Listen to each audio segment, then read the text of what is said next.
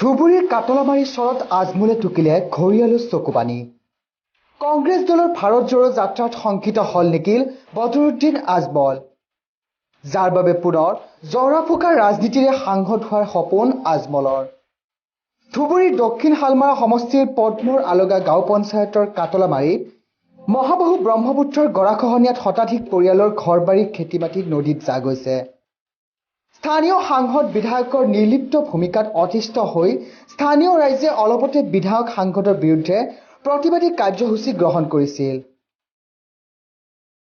আজি সেই একেই স্থানতে আজমলে আয়োজন কৰে এখন দুৱা প্ৰাৰ্থনা অনুষ্ঠান। এইবাৰ সাংসদগৰাকীয়ে দুৱা প্ৰাৰ্থনাৰে খহনীয়া প্ৰতিৰোধৰ চেষ্টা চলাইছে, কিন্তু ইয়াৰ বাবে শাসকীয় বিজেপি চৰকাৰক দোষাৰোপ কৰি আজমলে সভাখনত হুকহুকাই কান্দি উঠিল। দৰাচলতে এনে আৱেগৰ সৃষ্টি কৰা গয়া ৰাইজক আকৃষ্ট কৰাৰ প্ৰয়াস চলোৱা পৰিলক্ষিত হয়। সমান্তৰালভাৱে পূৰ্বৰ দৰে অন্ধবিশ্বাসত বিশ্বাসী বদৰুদ্দিন আজমলে পানীৰ বটলত জৰা ফুকা ৰাজনীতি অব্যাহত ৰাখিছে। উল্লেখ্য যে সমাবেত হোৱা শ শ লোকক আজমলৰ দলে খিচিৰি খুৱাই মন জয়ৰ চেষ্টা চলোৱা পৰিলক্ষিত হয়।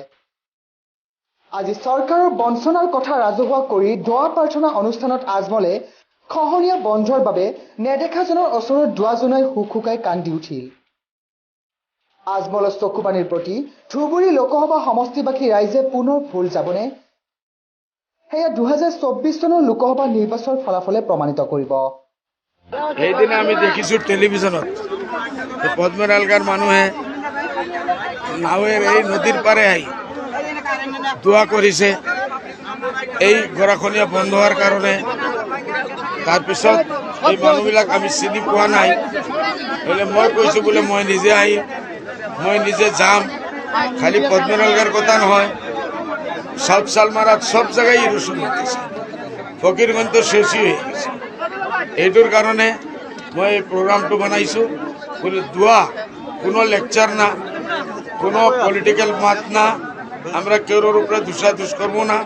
খালি একটাই দুঃখ, এই সরকারে আমাদের জন্য কিচ্ছু করবে না। এত রিকোয়েস্ট করার পরে, এত চিঠি দেওয়ার পরে এই সরকারে গরাখহনীয়ার কারণে রোধ করার কারণে কোনো পয়সা 125 কোটি টাকা একটা সেকশনে পড়ে আছে।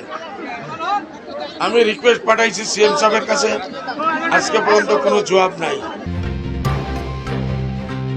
গৌৰীপুৰৰ পৰা শামছুল হকৰ ৰিপৰ্ট, PI নিউজ।